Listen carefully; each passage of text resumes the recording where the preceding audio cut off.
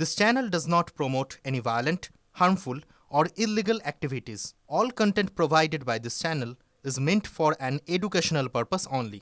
আর এই মুহূর্তে সরাসরি চাকুলিয়াতেই নজর রাখবো, কারণ আমরা দেখলাম সকাল থেকে উত্তপ্ত পরিস্থিতি। এসআইআর শুনানিকে কেন্দ্র করে বিডিও অফিসে ভাঙচুর চালানো হয়েছে, বাইরে আগুন জ্বালানো হয়েছে, বিক্ষোভ দেখানো হয়েছে, এক কথায় রণক্ষেত্রের পরিস্থিতি। এই মুহূর্তে ছবিটা আপনাদেরকে আমরা দেখাবো, যেখানে এখন এই মুহূর্তে ইসলামপুরে পুলিশ জেলা সহ পার্শ্ববর্তী সব থানা এলাকায় জারি হয়েছে হাই অ্যালার্ট। ইসলামপুর, চাকুলিয়া, গোয়ালপুকুর থেকে পুলিশ ডাকা হয়েছে। পার্শ্ববর্তী দার্জিলিং জেলা থেকেও কিন্তু এই মুহূর্তে প্রচুর পুলিশ আসছে বলে খবর। আমাদের প্রতিনিধি প্রসেনজিৎ পৌঁছে গিয়েছে এই মুহূর্তে একেবারে স্পটে। কি দেখছো প্রসেনজিৎ পৌঁছে?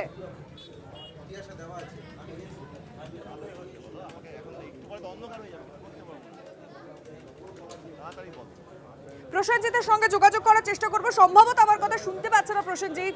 আমাদের প্রতিনিধি একেবারে গ্রাউন্ড জিরো থেকে আপনাদেরকে দেখাবে এখন এই মুহূর্তে চাকুলিয়ার কি পরিস্থিতি। ছবিগুলো তার পাশাপাশি আপনাদেরকে দেখাচ্ছি, যেখানে বিডিও অফিসে আগুন লাগিয়ে দেওয়া হয়, ভাঙচুর চালানো হয়, রণক্ষেত্রের পরিস্থিতি, চারপাশে হাই অ্যালার্ট। আমি যোগাযোগ করতে পেরেছি আবারও। প্রসেনজিৎ, কি অবস্থা এই মুহূর্তে?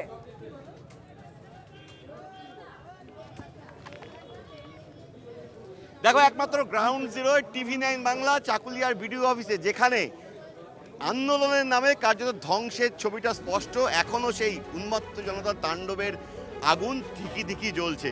একাধিক আলমারি, আমার বাপাশে যেটা, এটা আলমারি, ওটা আলমারি। সরকারি অফিস আমার ঠিক এই পাশে। আমি একবার দীপায়নকে বলবো ছবিটা দেখানোর জন্য।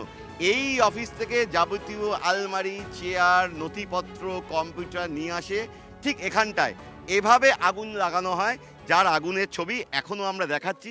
এবং যে আশঙ্কার জায়গাটা আমরা বলছিলাম, এসআইআরের নথি পুড়েছে কিনা, দেখো এখানে যে সমস্ত কাগজপত্র এখনও ছড়িয়ে ছিটিয়ে আছে, তাতে কিন্তু বহু মানুষের নথি রয়েছে। কারো প্যান কার্ড, কারো আধার কার্ড, ভোটার কার্ড, যেমন এই এক ব্যক্তির ইনকাম ট্যাক্স সার্টিফিকেট এবং প্যান কার্ড রয়েছে।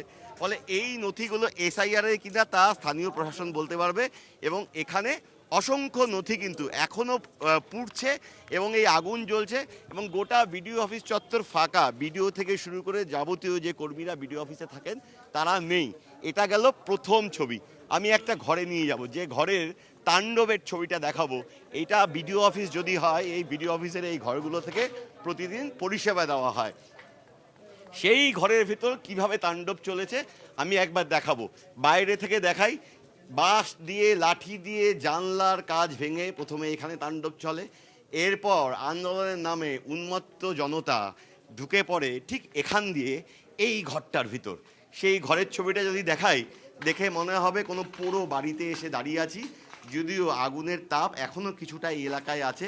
ফ্যান থেকে শুরু করে আলমারি, টেবিল, বিভিন্ন এই যে সেলফ, এগুলো প্রত্যেকটা জিনিস পুড়েছে। এবং ভিতরে থাকা যাবতীয় নথি, এই যে পুড়েছে যেগুলো, এই যে নথি, এই যে পুড়েছে যেগুলো, এগুলো কিন্তু সব নথি, বিভিন্ন নথি, যেগুলো এখনও খুঁজলে পরে কিছু কিছু নথিপত্র পাওয়া যাচ্ছে। আস্ত বিডিও অফিসের যাবতীয় নথি পুড়িয়ে দেওয়া হয়েছে। এই যে বিভিন্ন নথি পুড়েছে, বিভিন্ন প্রকল্পের কাগজপত্র। একবার আমি একটু ওই দিকে যাওয়ার চেষ্টা করব। ওই দিকের আচ্ছা, এই ঘরটার ছবিটা দেখাই।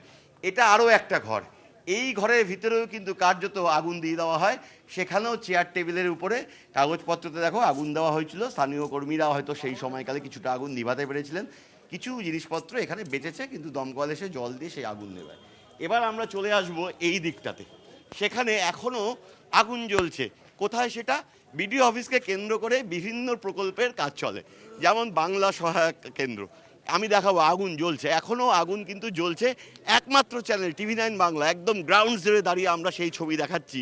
তাণ্ডবের নামে, আন্দোলনের নামে তাণ্ডবের যে ছবিটা, সেই আগুন এখনও জ্বলছে।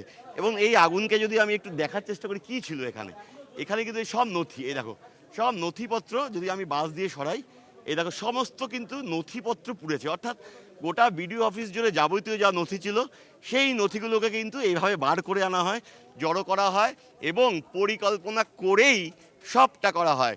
দমকল কর্মীরা বলছেন তারা আসতে নিয়েছিলেন, সামনে বাঁশের গুঁড়ি পড়েছিল।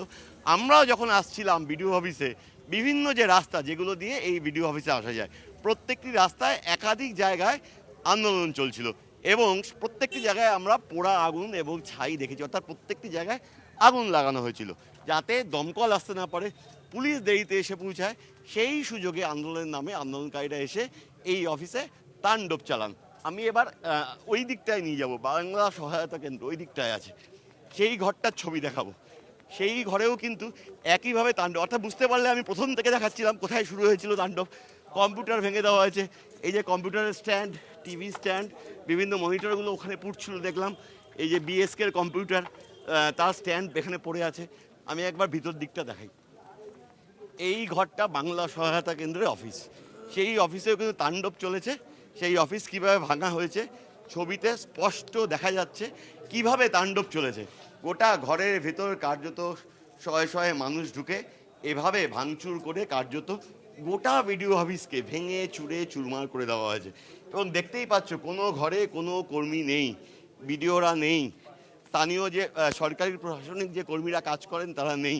পুলিশ কর্মীরা ইতিউতি পাহারা দিচ্ছেন এবং বিভিন্ন জায়গায় এরিয়া ডমিনেশনের কাজটা চলছে। আমি একবার ছবিটা দেখাই।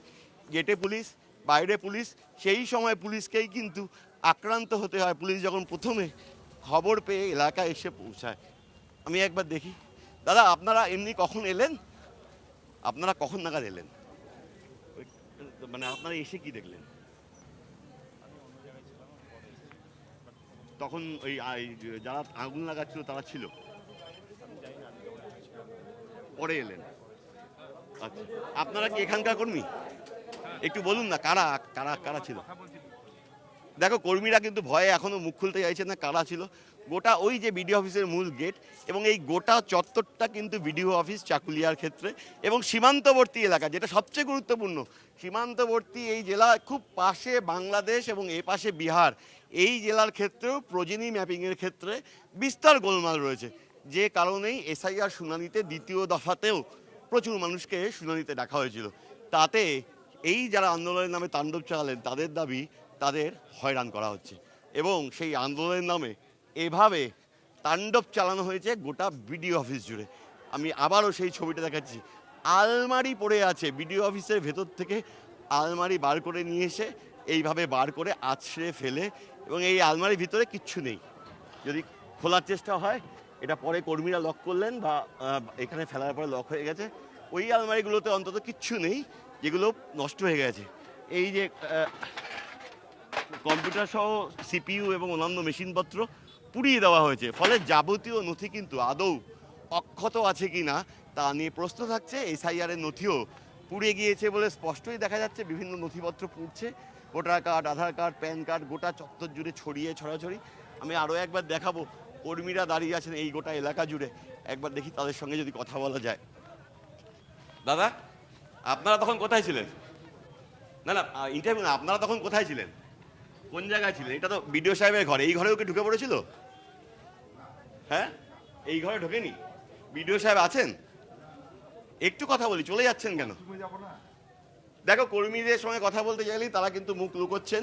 সেই সময় অবশ্য তাদের অনেকে আক্রান্ত হন, কিন্তু এই মুহূর্তে ভয়েই হোক বা অন্য কোনো কারণে হোক কর্মীরা বলছেন তারা কেউ বাথরুমে যাচ্ছেন বা অন্য কিছুতে যাচ্ছেন। পুলিশ গোটা বিডিও অফিসের দখল নিয়েছে, কার্যত শুনশান বিডিও অফিস চত্বর।